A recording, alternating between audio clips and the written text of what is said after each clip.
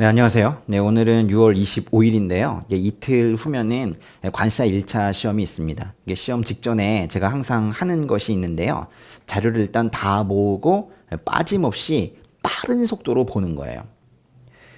천천히 뭔가를 자세하게 보는 것이 아니라 모든 것을 빠르게 보는 거. 이게 이제 시험 직전에 이게 수험생이 꼭 해야 되는 일이거든요. 그 중에서 우리 작년 2019년이죠. 관사 1차 기출문제에 도대체 어떤 내용들이 나왔었는지 그 자세한 지금 설명을 할 시간은 없습니다. 그렇지만 이러이러한 게 나왔었구나라는 거를 떠올려 보시고 혹시라도 오늘 강의 들으시는 중에 저건 내가 놓치고 있었구나 싶으면 그 부분을 좀 찾아보시면 되겠어요. 예.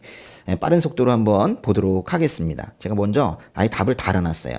1번 문제 보시면은 관세법령상 관상급금에 관한 권리를 제3자에게 양도하고자 하는 경우, 그죠? 제3자에게 양도할 수 있죠? 이거 법의 46조의 내용인데요. 세관자에게 제출해야 되는 문서의 기재사항으로 옳은 것을 모두 골라라 그랬어요. 아니, 우리는 지금 46조에서 양도 가능하다, 충당 가능하다, 뭐 이런 것들을 외우고 있는데, 이건 이 문제는 완전히 다른 얘기예요. 그죠? 양도할 때 세관자에게 제출해야 되는 서류에 이 기재사항이 뭐냐? 지금 그렇게 묻고 있는 거거든요. 예, 여기에는 양도인에 대한 정보와 양수인에 대한 정보, 또 환급금액, 환급사유 이 네 가지가 모두 들어가야 됩니다. 이것은 시행령 53조의 내용인데요. 시행령 53조가 이렇게 생겼거든요. 이렇게 생긴 것들도 이제 시험에 나온 적이 있다는 거예요.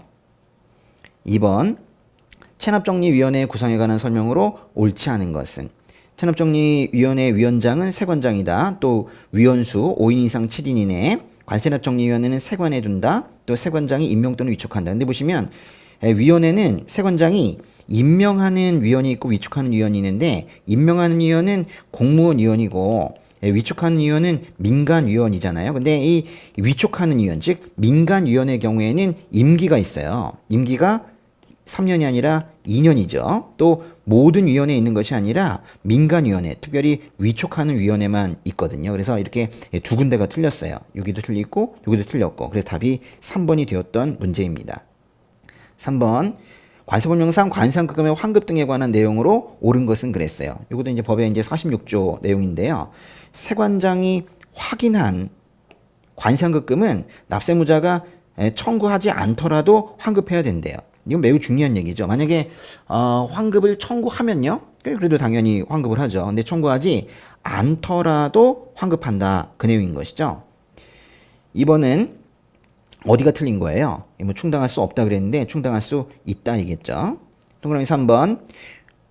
이거는 시행령 55조의 내용인데요.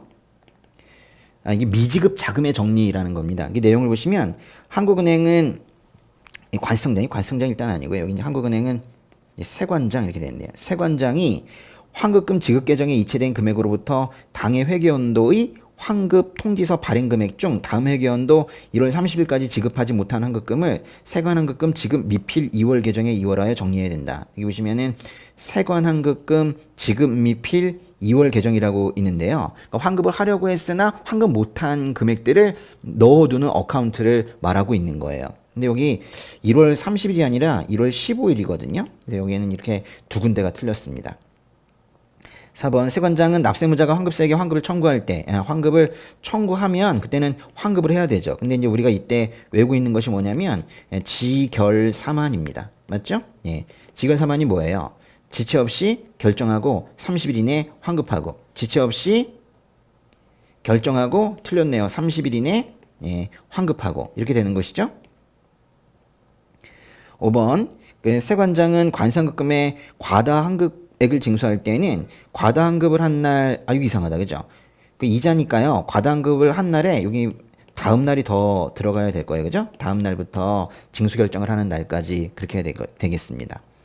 4번 신고 서류 보관 기간이 가장 긴 거 5년짜리냐, 3년짜리냐, 2년짜리냐 묻고 있는 것이죠. 수입이면 5년이고, 적합 목록이면 2년이고, 수출이면 3년이고, 보세화물 반출이면 2년이고, 반송이면 3년이고 그런 거죠. 예, 답이 1번이네요. 관세법령상 가격신고를 생략할 수 있는 물품이 아닌 것은 그랬어요. 이건 이제 규칙 2조인데 참 시험에 많이 나오는 그런 부분입니다. 바로 가격신고 생략 대상인데요. 가장 시험에 많이 나올 수 있는 부분이 사실 여기 나와 있는 거예요. 예. 일단은 과세 가격이 얼마 안 되는 거. 소액이면은 가격신고 생략하자 이건데, 과세 가격, 요거 기준은 맞습니다. 근데 미화 3만 불 아니고요. 1만 불이죠. 그죠? 1만 불. 이하인 물품으로서, 여기도 틀렸어요. 이게 세관장이 아니고, 여기 관성장이 등장을 해야 돼요. 그래서 이걸 외우실 때 반드시 짝을 지어가지고 과세 가격 1만 관성장. 그래서 여기 과세 가격도 이 네 글자고 관성장도 이 네 글자인 것을 연결시켜서 꼭 외워두시기 바랍니다. 또 정부 들어가는 것들 다 가격신고 생략되고요.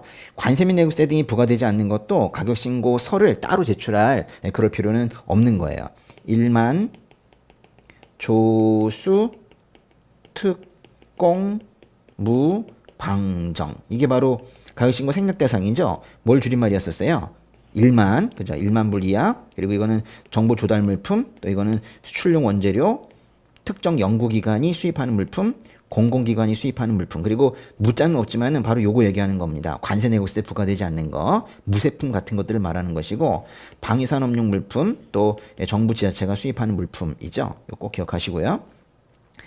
6번 관세법령상 천재지변 등으로 납부기한을 연장받고자 하는 자가 신청서에 기재할 사항으로 명시되지 않은 거. 그러니까 천재지변 등으로 인한 납부기한 연장을 할 때 신청을 하잖아요. 거의 신청서 기재사항.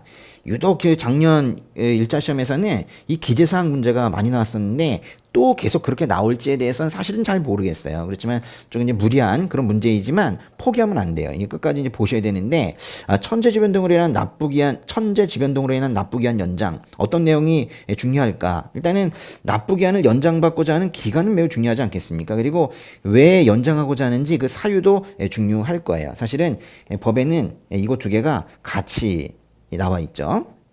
납세무자에 대한 정보와 그 세액에 대한 정보도 다 필요할 겁니다. 그러나 이 납세무자의 납세 실적과 심지어 뭐 재산 내역까지 필요하진 않을 것 같습니다. 그죠? 네, 7번 문제. 납세 담보에 관한 내용으로 옳지 않은 것은, 세관장은 담보에 제공을 받은 관세, 가산금, 체납천부의 납부. 이 납부란 말이 중요한데요. 돈 냈어요. 그럼 어떻게 하면 돼요? 담보도 있는데 돈도 냈어. 그럼 담보가 필요 없죠. 그러면 납부가 나오게 되면 이 담보 해제라는 말로 연결이 되어야 되겠죠. 그래서 요렇게, 그죠? 요렇게 연결을 시킬 수 있어야 되는 거예요. 납부되면 담보는 해제된다. 2번 관성장은 담보를 제공한 납세무자가 납부기한까지 해당 관세를 납부하지 아니하면, 납부기한까지 해당 관세를 납부하지 않았다면 이런 것들 우리가 체납이라고 하거든요. 이게 이제 체납이 되잖아요. 그러면은 담보를 관세에 충당해야 되죠. 그래서 이때는 또 요런 연결이 또 필요하게 되는 거예요. 잘 보세요. 연결을 잘 시키셔야 돼. 납부가 되면은 담보가 해제되고, 체납이 되게 되면 담보를 충당합니다. 세 번째, 담보 제공이 없거나 징수한 금액이 부족한 관세의 징수에 관해서는, 담보도 없고 그런데도 부족하다면 그때는 어쩔 수 없이 납세자의 일반 재산을 팔아버려야 되는데, 그걸 우리가 체납처분이라고 합니다. 체납처분을 법제 26조에서는 이렇게 표현하고 있어요. 법의 26조 요거는 꼭 외우셔야 돼요. 뭐에 따른다고요? 국세기부법과 국세징수법에 예에 따른다입니다.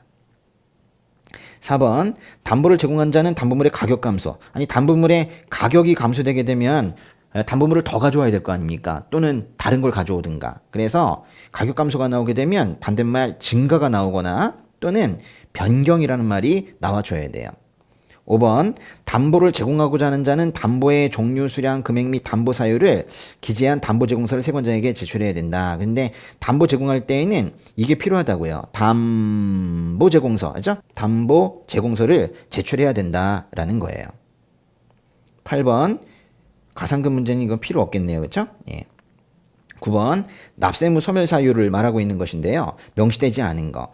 우리 관세법 제20조 납세무 소멸 사유에 보면 관세부가 취소, 관세 납부, 끊고 관세 충당, 그리고 관세부가 제척기간 만료, 그리고 관세징수권 소멸시효, 완성. 이렇게 구조로 보면 4개이지만은 사실 사유로 보면은 5개이거든요. 부가 취소, 납부, 충당, 제척기간 만료, 또 소멸시효, 완성. 이렇게 5개인데 요 5개를 납부와 충당을 나눠서 오지선다를 만드는 경우도 있고, 또는 이렇게 이걸 그대로 법에 20조의 구조를 그대로 갖다 놓고 엉뚱한 걸 갖다 넣는 경우도 있는데, 이건 이제 후자의 방식인 거예요.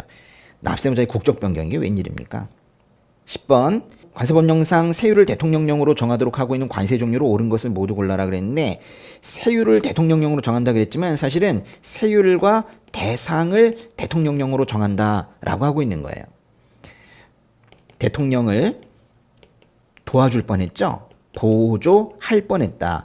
보조할 뻔했다. 이렇게 외우시면 되는데 탄력관세 중에서 대상과 세율을 대통령령으로 정하는 것은 4개입니다. 보복관세, 조정관세, 할당관세, 편입관세이죠.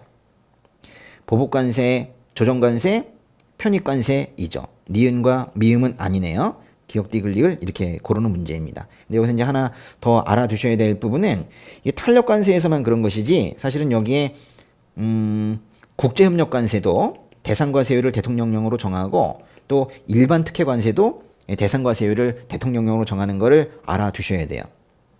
11번 이건 재수출 면세와 관련되어 있는 가산세 부분인데요. 우리가 보통 이제 관세 120%라는 이 부분 재수출 불이행 가산세 이 금액도 중요한데 지금 여기서는 오히려 포인트를 뭐뭐를 넘지 않는 범위 말하자면 가산세의 상한 금액을 묻고 있는데요. 500만 원도 꼭 외우라고 하는 겁니다.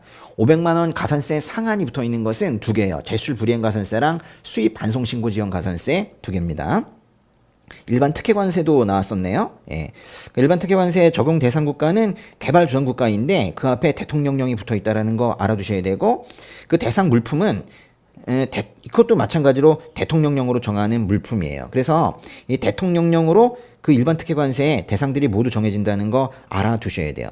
그래서 동그라미 3번부터 먼저 보시면은 국제연합총회 결의에 따른 최빈 개발도상국 더 못 사는 최빈 개발도상국 중에서도 더 특혜를 주고 싶을 때 그것도 역시나 마찬가지로 그런 국가들을 정하는 건 대통령령이라는 거예요. 항상 이 대통령령으로 대상들을 정합니다. 근데 보시면요.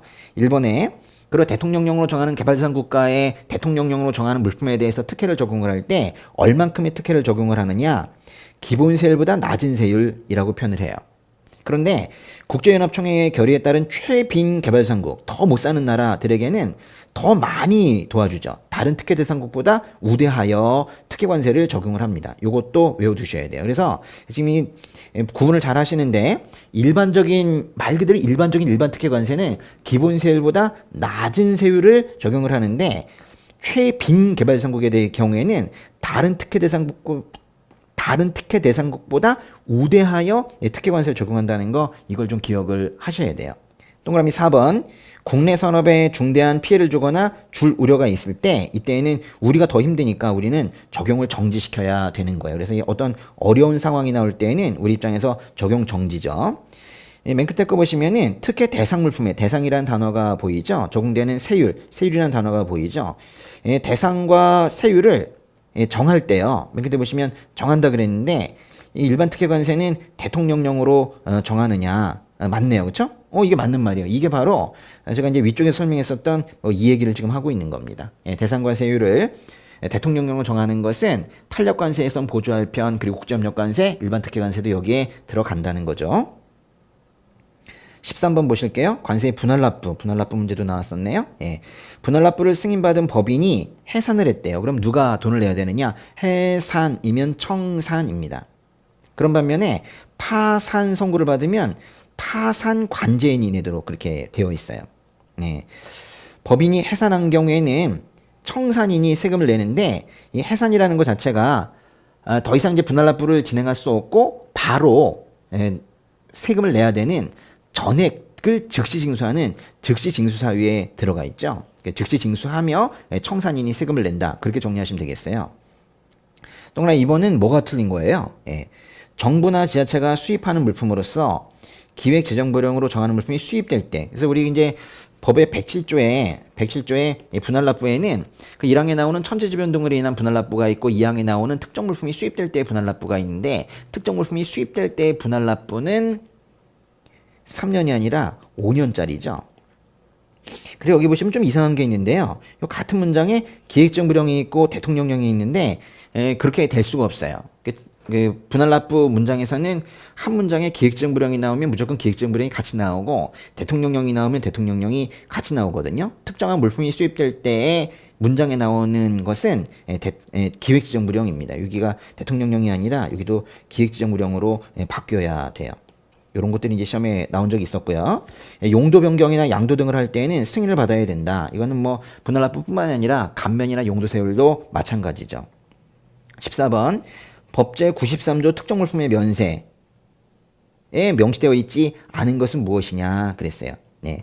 국립묘지의 건설 유지 장식을 위한 자재랑 그 국립묘지 안장되는 자의 관 유구람 및 장례 물품 이런 것들은 이 피상속인이 사망하여 국내 주소를 둔 자에게 상속되는 피상속인의 신변 용품과 마찬가지로 법제 93조의 그 가장 뒷부분에 위치해 있으면서 출제자들의 눈에도 잘 보이게 되어 있거든요. 그래서 이거는 계속 나오고 있는 것 중에 하나이고요.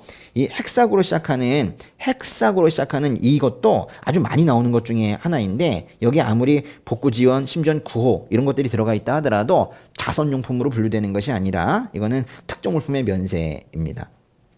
우리나라 선박이나 항공기가 밖에서 망가졌어요. 그래서 사고가 나서 피해를 복구하기 위해서 누가 고쳐줬냐면 외국의 보험회사, 외국의 가해자가 부담을 했다면 그 수리 부분에 대해서 면세를 해주겠다 뭐 이런 뜻이에요. 여기 보시면은 이 외자가 꼭 들어가야 돼요. 해외에서 사고가 났어야 되고 외국의 보험회사나 외국의 가해자가 부담을 할 때에만 법제 93조 특정물품의 면세가 적용이 됩니다. 잘못된 건 3번인데요.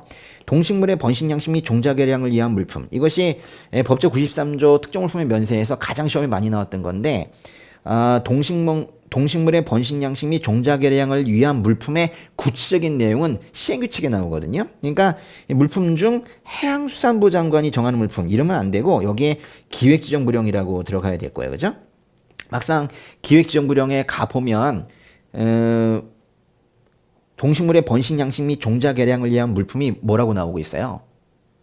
예, 호밀귀리 수수 종자들 나오고 있죠. 예. 15번 긴급관세 부과대상 등에 관한 설명으로 옳은 것은 그랬어요.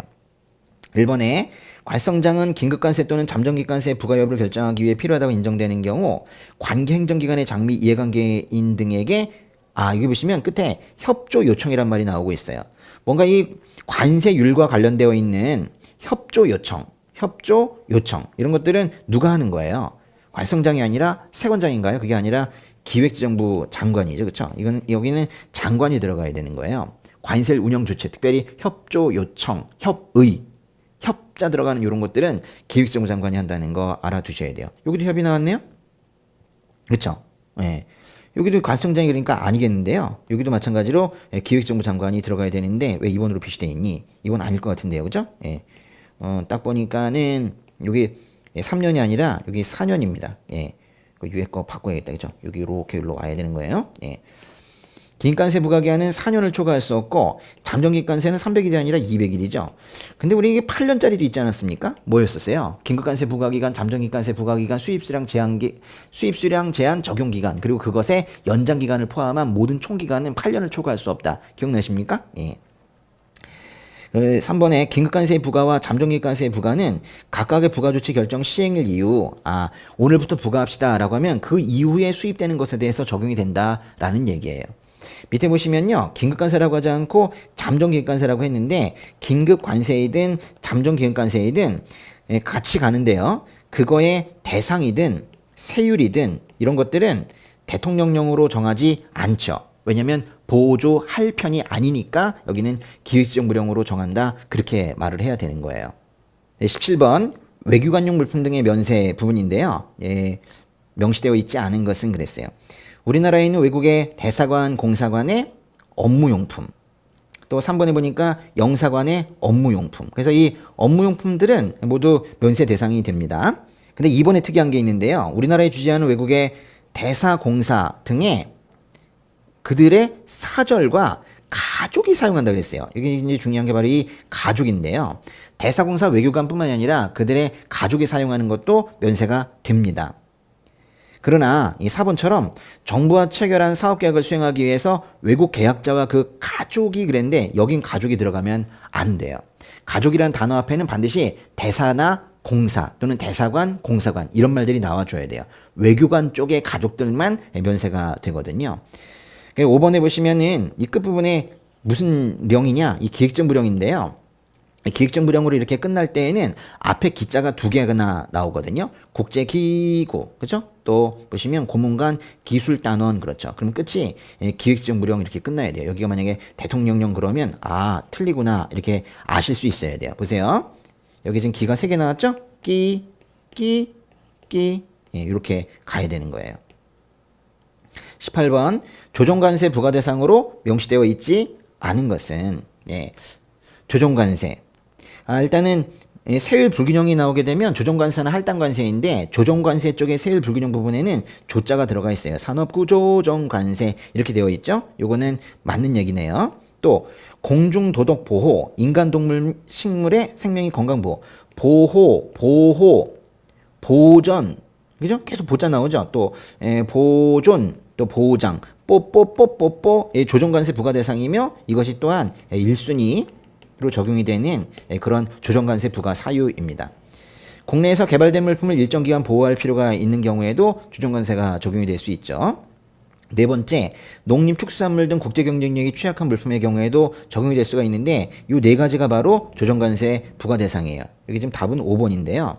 원활한 물자 수급 또는 산업의 경쟁력 강화를 위해서 특정 물품의 수입을 촉진할 필요가 있대요. 이거는 할당관세 부과 사유인데 생각해 보세요. 수입을 촉진할 필요가 있다는 건 세율을 어떻게 해야 돼요? 낮춰야 되는데 조정관세의 경우에는 항상 높이는 쪽으로만 적용하지 않습니까? 일단은 이 말 자체가 인상하는 방식의 조정관세에 어울리지 않는 말인 거예요. 관세법령상 불복 절차에 관한 내용으로 옳은 것은 동일한 처분에 대해서 심사 청구와 심판 청구를 중복하여 제기할 수 끝까지 읽어야 되겠네요. 그죠? 없다. 맞습니다. 이의 신청을 거친 후 심사 청구를 하려는 경우 그렇게 할 수 있죠. 거치지 않고도 할 수 있고 거친 후에도 할 수가 있는데 이의 신청을 거친 후 심사 청구를 하려는 경우에는 해당 처분을 한 것을 안 날부터 100일 이내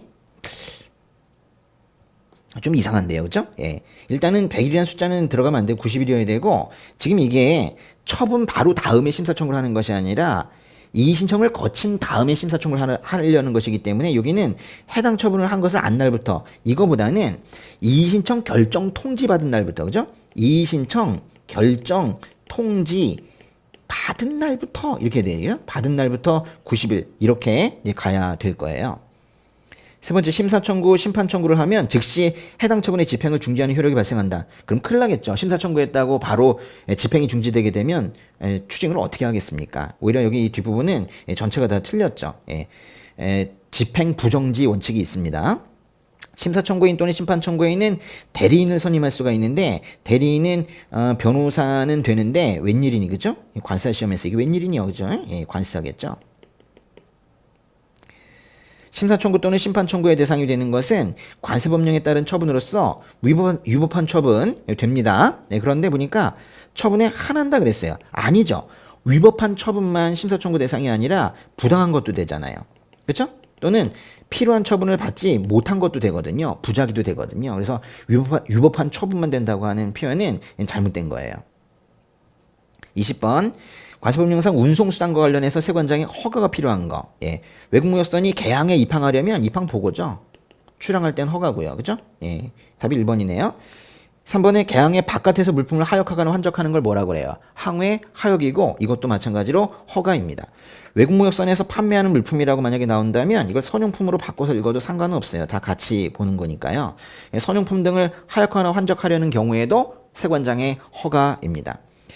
외국무역선이 배가 또는 비행기가 개항을 출항하는 경우에도 출자 들어가게 되면 허가인데 국경 출입 차량이 통관역이나 통관장을 이때는 출발이라고 하겠죠. 역시나 출자가 들어가 있으니까 이것도 허가입니다. 출항 허가, 출발 허가죠. 21번 세관공무원이 납세 관련장의 내용이 수록된 문서를 납세자에게 교부하여야 하는 경우로 명시되어 있지 않은 것. 납세자 관련장 교부 사유인데 이걸 크게 보면 두 개죠. 조사하러 갔을 때 또 압류하러 갔을 때이죠. 일단은 이 두 단어 중에 하나가 있는지를 보셔야 되는데 두 단어 중에 하나는 반드시 있어야 돼요. 없으면 그게 명시되어 있지 않은 겁니다. 조사 있죠? 조사 있죠? 압류 있죠? 조사 있죠? 아무것도 없으면 답이 5번인 거예요. 22번 보세운송 승인을 얻어야 하는 물품에 해당하는 것을 모두 고른 것은 그랬어요. 아주 중요한 문제네요. 그렇죠? 재보세라는 말 들어가고 있죠? 고가라는 거 들어가고 있죠? 최초로 보세국에 반입된 날부터 이게 틀렸구나. 30일인데. 그렇죠? 그리고 직접 보세 운송하는 경우 세관장이 지정하는 물품입니다. 시행령 226조 보세요. 보세운송 승인 대상에 우리 키워드들 빨리빨리 체크하겠습니다. 보시면 재보세운송, 검역을 요하는 거, 위험물, 유해학물질, 비금속설, 30일, 통관이 보류되는 거, 수리가 불가능한 거, 보세구역 외에 장처가를 받은 장소로 운송하는 거, 부피가 작고 고가인 거, 직접 보세 운송하는 거, 통관지가 제한이 되는 거, 또 분할하여 보세 운송하는 거, 불법 수출입의 방지 등을 위해서 세관장이 지정하는 것, 또 관세범으로 조사를 받고 있거나 확정 판결 기다리고 있는 보세운송자 등이 운송하는 물품이 바로 승인 대상입니다. 23번 보시면요. 관세법령상 보세구역에 반입한 외국 물품의 장치기한이 지나기 전이라도 세관장이 공고한 후 매각할 수 있는 물품이 화상사례부죠.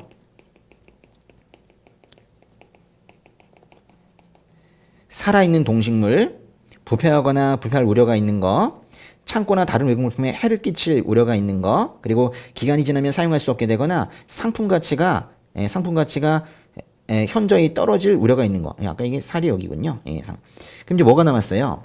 화가 남았죠. 그럼 이제 이게 화주가 있네. 근데 이렇게 하면 안 되는 거예요. 요거는 이제 그렇지 않고, 사실 화주가 혼자 나오면 안 되고 누구랑 같이 나와야 돼요?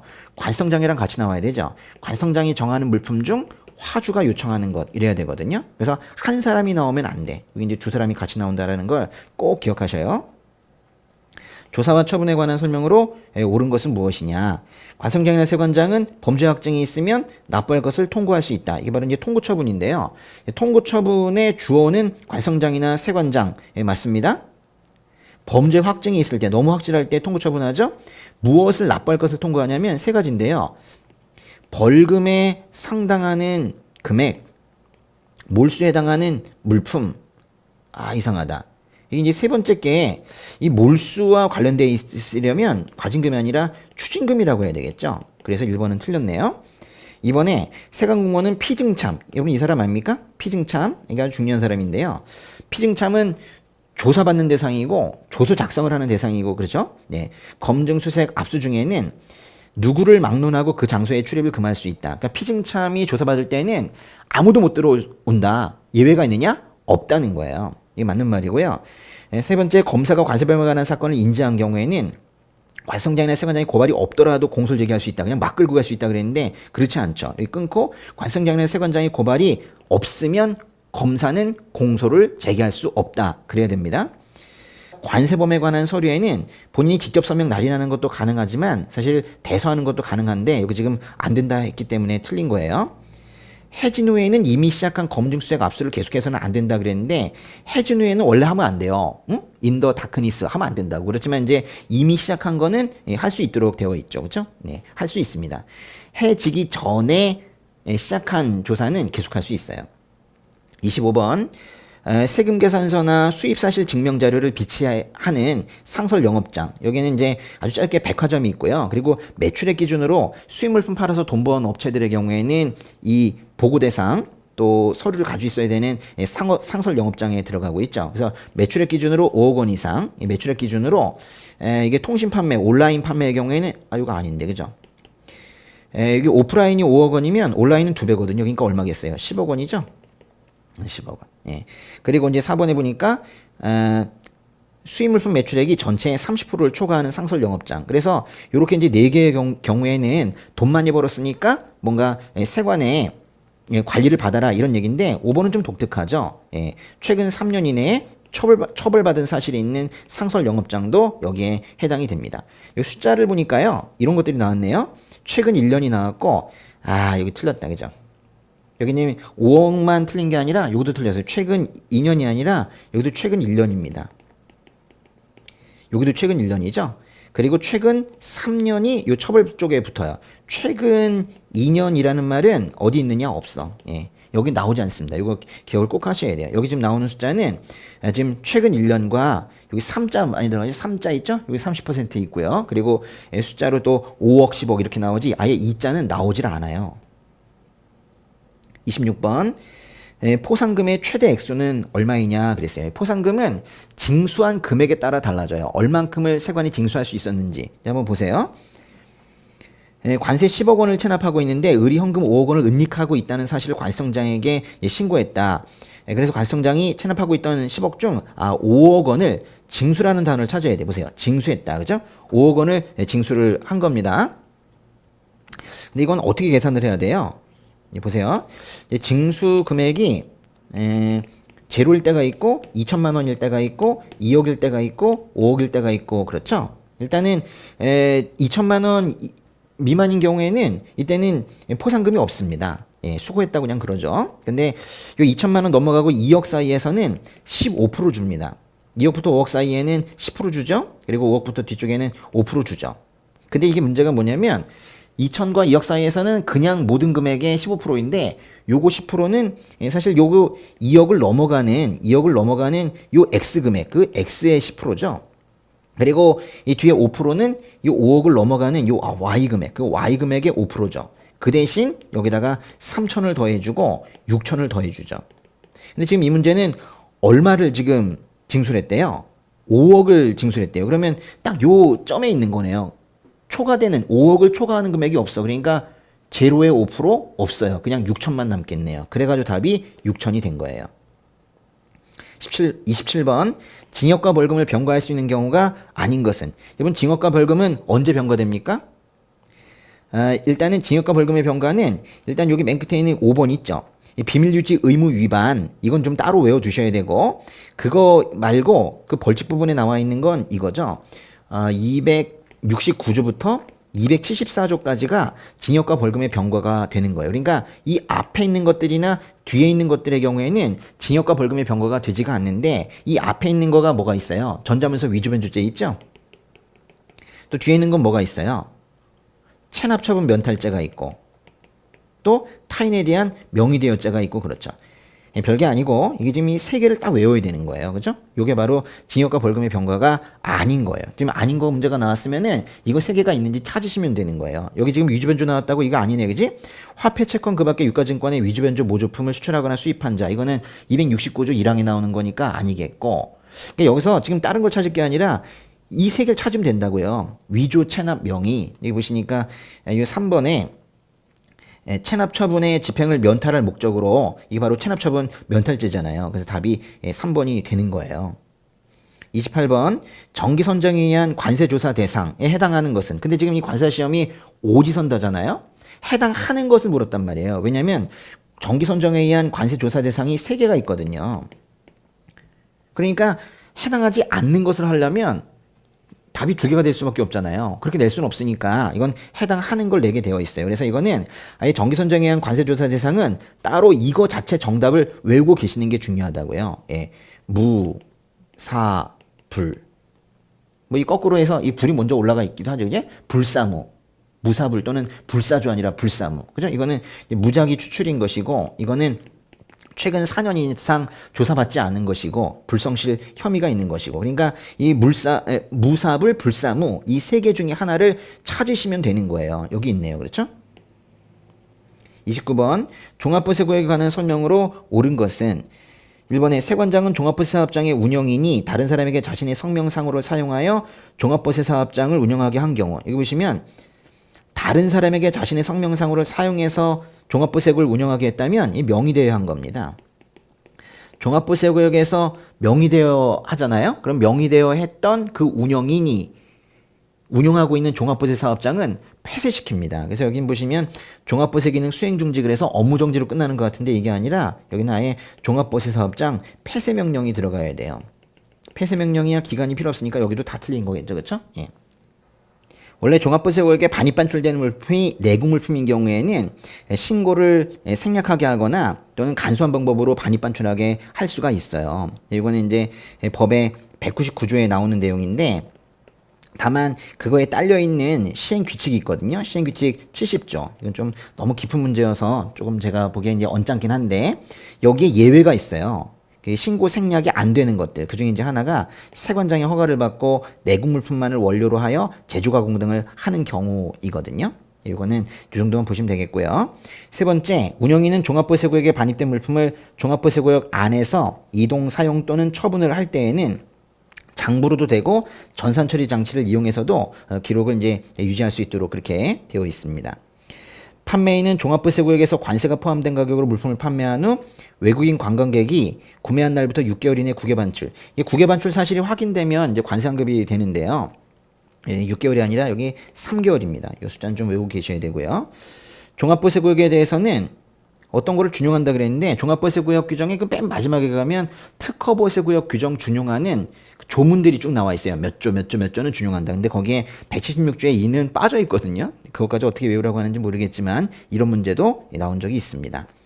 30번 과세자료 제출 기간이 제출해야 되는 과세자료에 해당하는 것은 그랬는데 여긴 지금 이 문제가 작년 시험 문제 중에서 가장 무리했던 문제예요. 이거는요.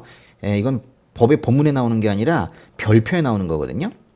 시행령 별표에 나오는 건데 그걸 뭐 누가 보겠습니까?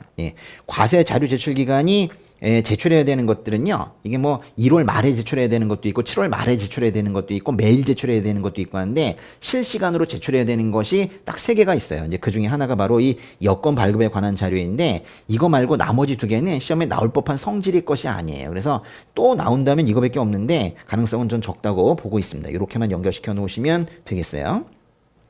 31번 심사 청구에 관한 설명으로 옳은 것은 심판 청구를 제기한 날과 심사 청구를 제기한 날이 같대요. 그러면 그때는 무엇을 채택을 해야 되냐 이거예요. 그럼 만약에 심판 청구를 제기를 먼저 하고 심사 청구를 나중에 제기했다면 심사 청구를 없애면 돼요. 어차피 나중이니까. 근데 같은 날이면 누가 이기는 거예요? 같은 날이면 심판 청구가 이기죠. 그래서 심판 청구를 제기한 날과 같은 날에 심사 청구를 제기한 경우에는 이 심사 청구를 없애는 거 맞아요. 근데 여기는 지금 용어가 틀렸다는 거예요. 기각이 아니라 여기는 지금 각하한다라고 해야 돼요. 아예 없던 것처럼 해야 된다는 것이거든요. 심사 청구가 이유 없다, 이유 있다 이런 것들은 이미 테이블 위에 올려서 심의를 했다는 것이기 때문에 이때에는 각하라는 표현을 쓰지 않고 이유 없으면 기각한다라고 해야 돼요. 1번과 2번의 끝부분이 바뀐 겁니다. 심사 청구의 재결청은 결정서를 받은 날부터 120일 이내 행정소송을 제기할 수 있다는 뜻을 통지해야 된다 그랬는데 120일이 아니라 90일이겠죠. 4번에 보시면 심사 청구인의 대리인은 모든 걸 할 수 있습니다. 다만 특별한 위임을 받은 경우만 할 수 있는 건 뭐예요? 포기하는 거 바로 이 청구의 취하인 거죠. 이 자리가 이제 바뀌어서 나오기도 하는데 여기서는 맞게 나왔네요. 관성장은 관세심사위원회의 심의를 거쳐서 심사 청구에 대한 결정을 하여야 하며 맞는 말입니다. 여기까지 맞는데 끝부분 관세심사위원회 회의는 공개가 원칙이 아니라 비공개가 원칙입니다. 다만 관세심사위원회의 위원장이 공개하자고 하면 그때는 공개할 수도 있습니다. 32번 지식재산권 보호를 위해서 통관의 보류나 유치를 요청하려는 자가 세관장에게 제출해야 되는 신청서의 기재사항 보세요. 여기도 또 역시 마찬가지로 기재사항 문제가 또 나왔죠. 또 한번 상식적으로 한번 이렇게 생각을 해보세요. 이런 문제가 나왔을 때 포기하지 마시고요. 지식재산권 보호를 위해서 신청을 할 때 거기 기재사항으로 명시되어 있지 않은 건 뭐냐. 일단은 그 물품이 뭔지는 알아야 될 거 아닙니까? 그렇죠? 그리고 수출입자, 수출입국, 지시안건의 내용, 요청 사유, 침해 사실을 입증하기 위해 필요한 사항 등이 이제 기재가 되는데 사실 거기에 가격이 들어갈 필요는 없어요. 그죠? 그리고 지식재산권은 어떤 브랜드, 어떤 기술을 보호해달라는 것이지 그거를 몇 박스, 몇 톤까지 보호해달라 이런 내용이 아니기 때문에 수량과 가격 이런 것들은 필요가 없는 거예요. 33번 원산지 확인 등에 관한 설명으로 옳지 않은 거. 세관장은 원산지가 우리나라로 허위 표시된 거, 우리나라 잠깐 거쳐가다가 원산지가 우리나라로 둔갑한 거는 유치죠. 이런 말들과 이 유치를 연결을 잘 시킬 수 있어야 되고요. 이번에 기준과 방법이 부합되지 않았대요. 그럴 때에는 통관을 허용해서는 안 되겠죠. 3번 품질 등을 오인 표시하거나 또는 오인 표시 부착할 수 있도록 부착한 것들은 이것도 마찬가지로 통관을 허용해서는 안 됩니다. 그래서 원산지 허위 표시한 부분과 품질 등을 오인 표시한 것도 모두가 다 똑같이 통관을 허용해서는 안 된다. 이렇게 끝난다는 거 알아두세요. 네 번째, 세관장은 진위 여부 정확성 등의 확인을 요청받았대요. 지금 이거는 수입입니까? 수출입니까? 진위 여부 정확성을 요청받았다는 건 우리가 물건과 함께 원수익명서를 보냈는데 상대국이 의심을 하고 우리에게 그거 진짜냐 정확하냐 이렇게 물어봤다는 거예요. 그러면 우리는 우리나라에 있는 사람들 그 원산증명서 발급과 관련돼 있는 사람들을 조사해야 돼요. 그래서 맨 끝에 서면조사, 현지조사를 해야 된다. 그러면 맞는 거예요. 다만 누구에게 조사를 하느냐 그 원산임명서와 관련되어 있는 그 수출물품의 생산자 조사해야 됩니다. 일단은 요 사람은 반드시 들어가야 돼요.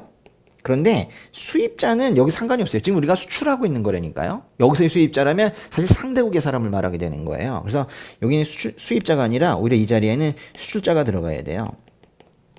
그리고 원산임명서를 발급한 자와 발급받은 자, 그죠? 발급한 자와 발급한 자랑 발급받은 자가 다 여기에 조사 대상으로 들어가고 있어요. 그래서 이 조사라는 단어가 나왔을 때 앞에 네 사람 나올 수 있다는 거 알아두십니다. 유치할 때는 통지하도록 되어 있겠죠.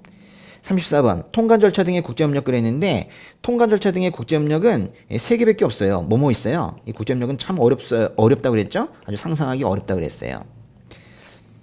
1번 간이한 통관 절차를 적용할 수 있다.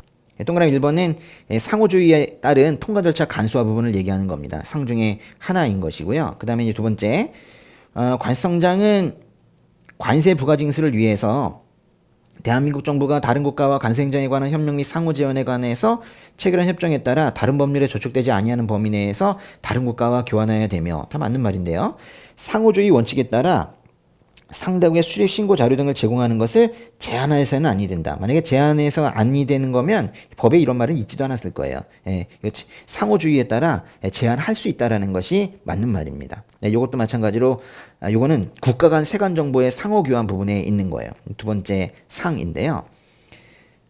3번에 보시면 무역원활화위원회, 무역원활화위원회는 이렇게 요시라고 그랬죠. 우리나라는 부준 자원이 부족하고 무역으로 먹고 살아야 하는 나라이기 때문에 무역으로 이기자 그랬죠. 이게 뭔 뜻이었어요? 20명, 무역원활화위원회 위원은 20명, 그리고 키차 그랬죠. 기획정부 차관이 위원장이 된다 그랬어요. 20명 맞습니다. 동그라미 4번에 관성장이 나왔는데요. 이 뒷부분에 보니까 세계 관세 기구가 나왔어요. 세계 관세 기구가 나오면 늘 관성장이 함께 나옵니다. 5번에요. 기획정부 장관이 바로 무역원활화 기본계획을 수립하는 사람이잖아요. 근데 그거를 수립 시행하기 위해서 어떤 기관 단체가 함께 일을 해준다면 거기에 돈 줄 수 있어요. 그걸 갖다 우리가 지원을 한다라고 표현을 합니다. 35번 합리적 기준 6방법이네요. 여기에서 채택할 수 없는 가격인데요. 여기 보시면 중국에서 이제 우리나라로 이제 물건이 들어올 때 한 사람은 중국에 있어야 되고 한 사람은 이제 우리나라에 있어야 되거든요. 만약에 중국에서 만들어서 중국으로 판 가격이나 한국에서 만들어서 한국으로 판 가격이나 중국에서 만들어서 제3국으로 판매한 가격 이런 것들은 6방법에서조차 채택하지 않습니다. 보세요. 우리나라에서 생산된 국내 판매 가격이나 우리나라 외의 국가에 수출하는 물품의 가격이나 수출국의 국내 판매 가격 이 세 개는 다 안 되는 거예요. 그리고 또 가격을 만진 것 같은 인위적으로 조정한 것 같은 그런 자의적 가공적인 가격이나 5번이 틀렸구나. 그죠? 선택 가능한 가격 중 반드시 낮은 가격이 아니라 높은 가격이죠. 근데 왜 이런 오답이 나와 있는 거예요? 이거 말고도 뭐 최저과세 기준 가격이라는 게 있기 때문에 그거에서 이제 최저 부분과 헷갈리라고 이렇게 낸 것 같습니다. 36번 통관 절차의 특례. 조금 전 문제에서 통관 절차 등의 국제 협력이라는 게 있었죠. 통관 절차 등의 국제협력은 총 3가지이고 통관 절차의 특례는 총 5가지이거든요. 제가 통관 절차 등의 국제협력과 통관 절차의 특례와 관련되어서 제가 영상 하나 올려놓은 게 있어요. 며칠 전 건데요. 그거 한번 찾아보시고요. 네. 옳은 것은 무엇이냐 했어요. 수입신고를 한 물품을 세관장이 수리 전에 만약에 반출하려고 한다면 그때는 그쵸 담보 제공해야 되죠. 근데 뒷부분이 틀렸구나. 그죠? 관성장에게 신고가 아니라 세관장의 승인을 얻어야 되겠죠. 동그라미 2번 수입물품을 수입신고 전에 반출할 때. 근데 여기 좀 말이 웃기네요. 그죠? 즉시 반입이 아니라 즉시 반출이겠죠. 즉시 반출하려는 자는 세관장이 또 승인이 아니라 여기는 또 신고겠죠. 이렇게 요즘에는 이제 여러 군데가 틀린 문제들이 많이 나오고 있어요. 세 번째, 수입하고자 하는 물품을 수입신고 전에 즉시 반출하고자 하는 자는 품명, 규격, 수량, 가격 이거 어디서 본 것 같아요? 241조 제1항에 수입신고서, 수출신고서 등에 넣어야 되는 그 필수 신고사항 아닙니까? 그것이 그대로 품규수가가 즉시 반출 신고할 때도 적용이 되고 있어요. 맞는 얘기고요. 네 번째, 전자문서로 거래되는 수출물품에 대해서 어떤 필요한 사항을 따로 정할 수 있다. 여기 따로 정한다라는 건요. 따로 뭘 정한다는 거겠어요? 관성 고시를 만든다는 거겠죠. 그러니까 이거는 세관장이 아니라 관성장이 되어야 되겠어요. 관세하는 세관장이 정하는 절차에 따라 별도로 정한 관할장치장에서 탁송품 통관. 여러분 탁송품 통관 장소는 꼭 외우셔야 되는데 원칙적인 통관 장소는 어디예요? 관세청장이 정하는 절차에 따라 별도로 정한 지정장치장이죠. 이것이 이제 원칙적인 통관 장소이고 예외적인 통관 장소는 뭐가 있어요? 앞에 꼭 이런 말이 붙어야 되죠. 탁송품 운송업자가 운영하는 그다음에 두 개가 있죠. 뭐가 있어요? 보세창고가 있고 또 하나는 자유무역지역 시설이 있죠. 예, 그래요. 여기 보니까 여기는 원칙적인 것을 좀 바꿔놨는데 보세요. 세관장이 정하는 절차에 따라 별도로 정한 관할장치장 그랬어요. 어디가 틀렸습니까? 이게 세관장이 아니라 관성장이어야 되고 관할장치장. 세상에 이런 말이 어딨어. 여기가 지정장치장 이렇게 돼야 되는 거죠. 예. 다 푸셨네요. 예. 도움이 되셨으면 좋겠습니다. 일단 제가 지금 한 것처럼 빠른 속도로 기존에 쌓아놨던 자료들을 한 번씩 쭉 눈에 스캔해서 이렇게 갈 수 있는 그런 시간이 지금 필요합니다. 예. 겨우 이틀 남았지만은 열심히 좀 해주세요. 예. 수고하셨습니다.